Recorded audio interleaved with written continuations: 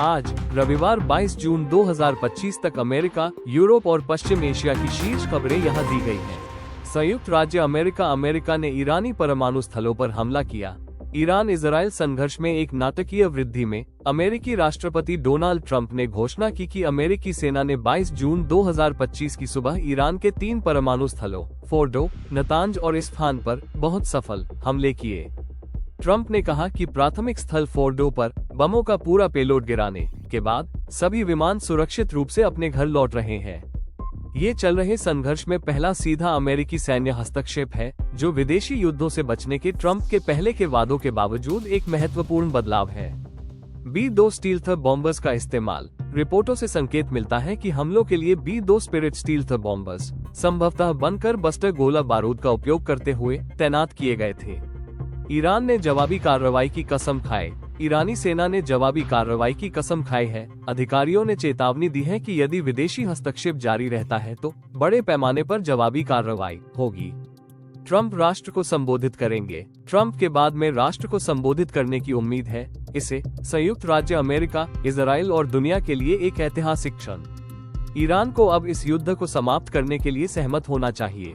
Israel को पहले से सूचना। एक वरिष्ठ व्हाइट हाउस अधिकारी ने पुष्टि की कि अमेरिका ने हमलों से पहले इजराइल को पहले से सूचना दी थी। खामेनेई ने उत्तराधिकारियों का चुनाव किया। इजराइल से हत्या की धमकियों के बीच ईरान के सर्वोच्च नेता अयातुल्ला अली खामेनेई ने कथित तौर पर 3 मौलवियों को संभावित उत्तराधिकारी के रूप में नामित किया है, जबकि वे एक बंकर में शरण लिए हुए हैं।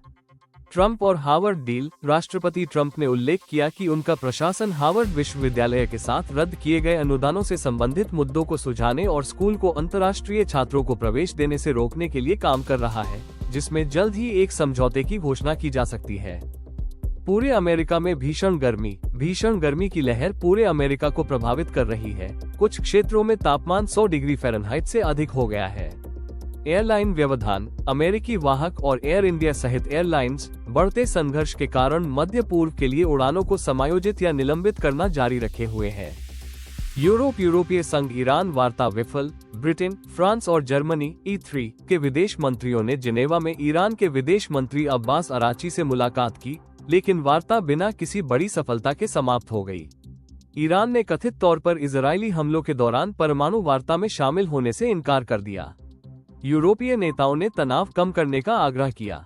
इजराइल का शेंगेन क्षेत्र में वीजा मुक्त प्रवेश खतरे में। यूरोपीय संघ कथित तौर पर शेंगेन क्षेत्र में इजराइल के वीजा मुक्त प्रवेश को निलंबित करने पर विचार कर रहा है, जो संशोधित यूरोपीय संघ के कानून का हवाला देता है, जो अंतर्राष्ट्रीय मानवीय कानून या मानवाधिकारों का उल्लंघन करने वाले राष्ट्रों के लिए अस्थायी निलंबन की अनुमति देता है। यह विचार चल रहे संघर्ष और इजराइल की कार्रवाइयों पर कड़ी निगरानी के बीच आया है। अफ्रीका के लिए इटली का नया दृष्टिकोण। इटली ने औपचारिक रूप से अफ्रीका के लिए अपनी माटी योजना का एक नया अध्याय शुरू किया है, जो अब यूरोपीय संघ की ग्लोबल गेटवे रणनीति के साथ संरेखित है। इस पहल का उद्देश्य बहुपक्षीय सहयोग, नई साझेदारी और वैश्विक विकास में अधिक रणनीतिक उपस्थिति, पारदर्शिता, स्थिरता और सह विकास पर ध्यान केंद्रित करना है।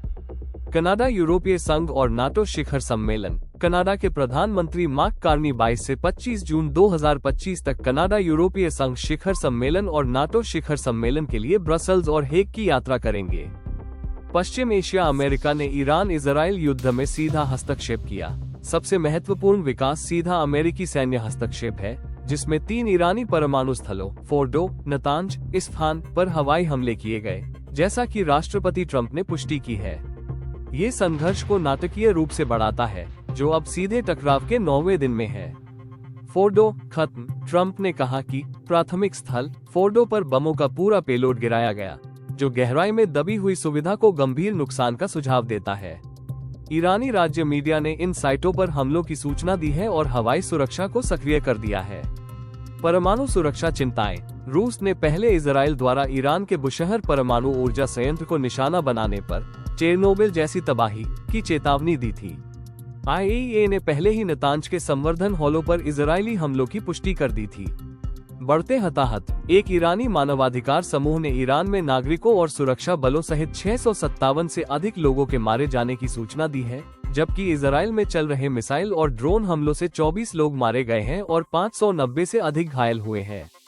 मिसाइल आदान प्रदान और आरोप। ईरान का दावा है कि उसने इजरायली शहरों के खिलाफ अपने हाइपरसोनिक फतह एक मिसाइल का इस्तेमाल किया है। इजरायल ने ईरान पर बीरशेबा के एक अस्पताल पर हमले में क्लस्टर मुनिशन का इस्तेमाल करने का आरोप लगाया है। ईरानी नेतृत्व को निशाना बनाया गया। इजरायल के विदेश मंत्री गिदोन सार ने कहा कि उनके हमले ने ईरान की परमाणु हथियार क्षमता को कम से कम 2 या 3 साल तक विलंबित कर दिया है। खामेनेई के उन्मूलन के लिए आह्वान जारी है। खामेनेई ने अमेरिका की आत्मसमर्पण की मांगों को दृढ़ता से खारिज कर दिया है और किसी भी अमेरिकी सैन्य हस्तक्षेप के खिलाफ चेतावनी दी है। संयुक्त राष्ट्र सुरक्षा परिषद की बैठक। संयुक्त राष्ट्र सुरक्षा परिषद ने शुक्रवार को बढ़ते संघर्ष पर चर्चा के लिए एक आपातकालीन सत्र आयोजित किया। संयुक्त राष्ट्र महासचिव एंटोनियो गुटेरेस ने तत्काल युद्धविराम का आग्रह किया और भारी परिणामों की चेतावनी दी। क्षेत्रीय समूह ने ईरान के लिए समर्थन घोषित किया। पाकिस्तानी लड़ाकों से बने एक प्रतिरोध समूह ज़ैनबियून ब्रिगेड ने ईरान के लिए पूर्ण समर्थन और क्षेत्र में इजरायली और अमेरिकी हितों का सामना करने के लिए तत्परता का संकल्प लिया है। आर्थिक प्रभाव और निकासी। बढ़ते तनाव और आपूर्ति व्यवधानों, विशेष रूप से होर्मुज जलदमरू मध्य के माध्यम से के डर के कारण वैश्विक तेल बाजार अस्थिर बने हुए हैं। तेहरान में बड़े पैमाने पर विरोध प्रदर्शन कथित तौर पर हो रहे हैं। विदेशी नागरिकों, जिनमें चीनी और भारतीय नागरिक, ऑपरेशन सिंधु के तहत शामिल हैं, कि इजरायल और ईरान दोनों से निकासी जारी है। कृपया इस वीडियो को लाइक करें, चैनल को सब्सक्राइब करें और अपना समर्थन दें ताकि यह चैनल आगे बढ़ सके।